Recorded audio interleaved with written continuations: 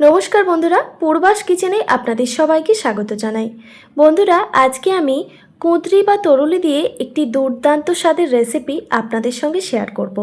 যারা কুঁদরি বা তরুলি খায় না বা বাড়িতে কোনোদিনই আনেন না, তারা কিন্তু এই রেসিপিটা একবার বানিয়ে দেখবেন তারাও চেয়ে চেয়ে খাবে, এতটাই টেস্টি হয়। তো চলুন দেখে নেওয়া যাক আজকের এই রেসিপিটি। কুঁদরি বা তরুলির রেসিপি বানানোর জন্য এখানে আমি 500 গ্রাম পরিমাণে কুঁদরি নিয়েছি। এবার এই কুঁদরিগুলোকে পরিষ্কার করে 2 থেকে 3 বার জল পাল্টে ধুয়ে নিতে হবে, কারণ এই কুঁদরি বা তরুলির গায়ে অনেক নোংরা লেগে থাকে। তাই প্রথমে পরিষ্কার করে ধুয়ে নিয়ে তারপর কেটে নিতে হবে।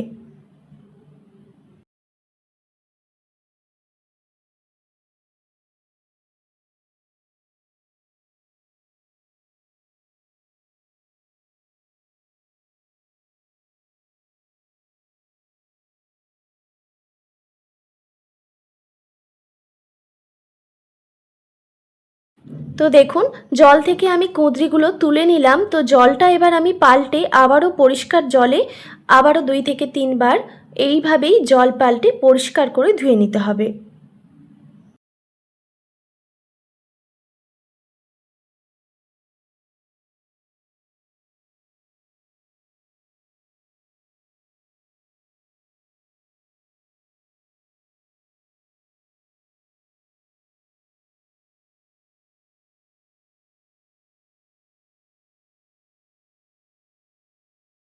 দেখুন বন্ধুরা, পরিষ্কার করে 2 থেকে 3 বার জল পাল্টে ধুয়ে নিয়েছি। এবার আমি এগুলোকে কেটে নেব।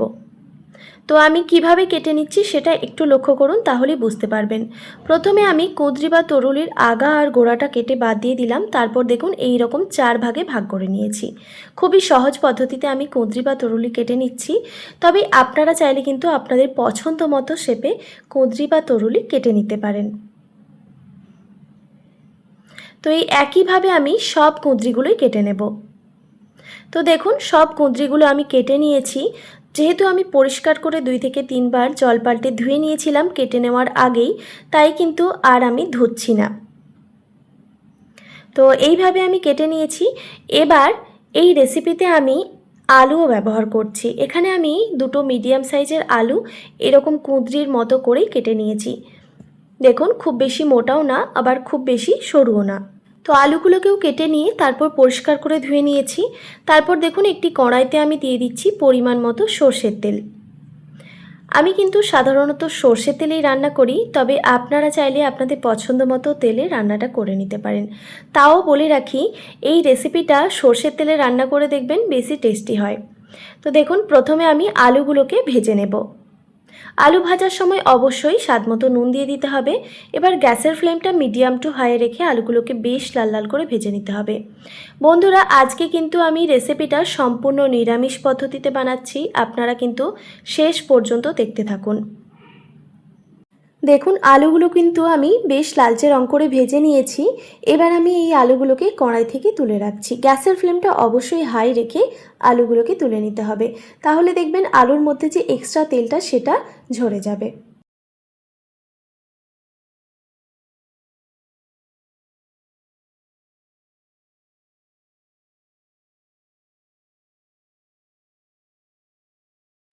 আলুগুলো সব তুলে নেওয়ার পর ওই তেলের মধ্যেই আমি দিয়ে দিচ্ছি কেটে রাখা কুঁদরিগুলো। কুঁদরিগুলোও কিন্তু একটু ভেজে নিতে হবে।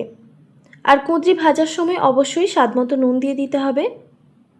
এবার গ্যাসের ফ্লেমটা লো টু মিডিয়ামে রেখে কুঁদরিগুলোকে ভেজে নেব। বন্ধুরা, কুঁদরিগুলো যাতে একটু তাড়াতাড়ি সেদ্ধ হয়ে আসে সেই জন্য আমি একটি ঢাকনা দিয়ে ঢেকে রেখে দিচ্ছি কিছুক্ষণের জন্য, গ্যাসের ফ্লেমটা মিডিয়ামে রেখে। ততক্ষণে আমি মশলাটা রেডি করে নিই। একটা মিক্সিং জারে দিয়ে দিচ্ছি একটা মিডিয়াম সাইজের টমেটো কুচি। এরপর দিয়ে দিচ্ছি 2 টেবিল চামচ পরিমাণে পোস্ত। এরপর ঝালের জন্য দিয়ে দিচ্ছি 2টো শুকনো লঙ্কা। তবে বন্ধুরা, আপনারা চাইলে কিন্তু এখানে কাঁচা লঙ্কাও ব্যবহার করতে পারেন। আর অবশ্যই ঝালের পরিমাণটা আপনারা কমিয়ে কিংবা বাড়িয়ে দিতে পারেন। আপনারা কেমন ঝাল খেতে পছন্দ করেন সেই অনুযায়ী ঝালটা ব্যবহার করবেন। এরপর দেখুন সামান্য পরিমাণে জল দিয়ে খুব ভালোভাবে এটাকে বেটে নিয়েছি। দেখুন একদম মিহি করে বেটে নিয়েছি। ব্যাস, এই রেসিপিতে কিন্তু আর কিছু মশলা লাগবে না। এই সামান্য মশলা দিয়েই কিন্তু এই রেসিপিটা দুর্দান্ত লাগে খেতে। তো দেখুন কিছুক্ষণ পর আমি ঢাকাটা সরিয়ে নিলাম। বন্ধুরা, আমি কিন্তু মাঝে একবার ঢাকা সরিয়ে একটু নাড়াচাড়া করে দিয়েছিলাম যাতে কুঁদরিগুলো পুড়ে না যায়। গ্যাসের ফ্লেমটা অবশ্যই লো টু মিডিয়ামে রেখেই কিন্তু কুঁদরিগুলোকে ভেজে নিতে হবে। তো দেখুন কুঁদরিগুলো একটু সফট হয়ে গেছে, তো আর কিন্তু আমি ঢাকা দেব না। এবার গ্যাসের ফ্লেমটা মিডিয়াম টু হাই রেখেই কুঁদরিগুলোকে আরও একটু ভেজে নেব।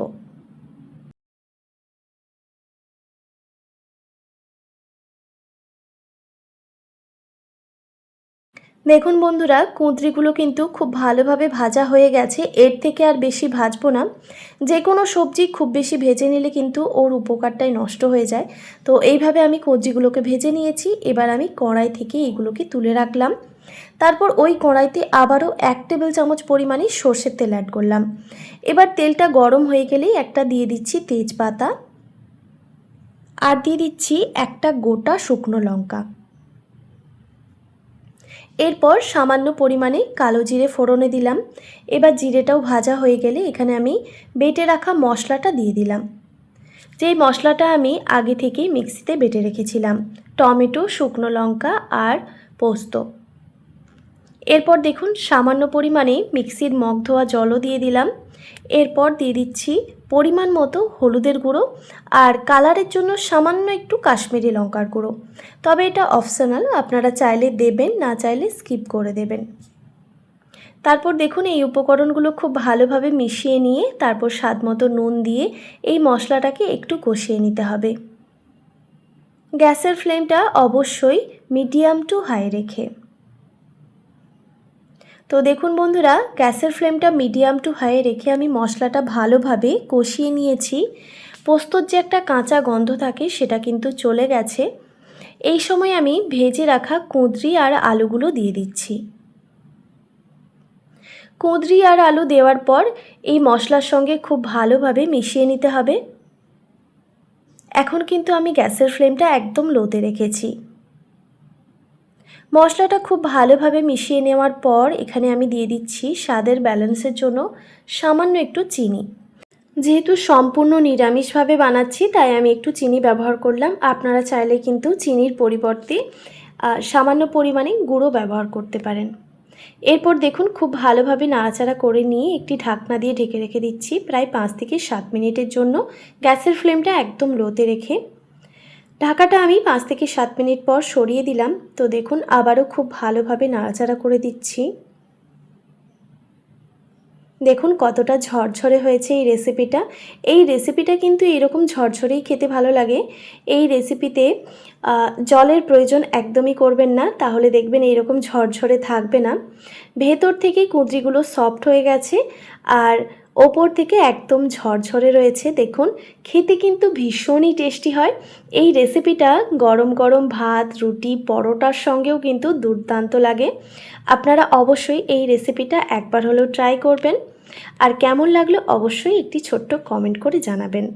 আশা করি আজকের এই রেসিপি আপনাদের ভালো লেগেছে। ভালো লেগে থাকলে অবশ্যই একটি like, comment, share and subscribe করে দেবেন। আর পাশে থাকা বেল আইকনটিও প্রেস করে দেবেন, তাহলে নিত্য নতুন রান্নার ভিডিওগুলি আপনাদের কাছে পৌঁছবে। ভালো থাকবেন, সুস্থ থাকবেন। দেখা হচ্ছে নতুন কোনো রেসিপি নিয়ে। আর এতক্ষণ আমার সঙ্গে থাকার জন্য আপনাদের সবাইকে অনেক ধন্যবাদ।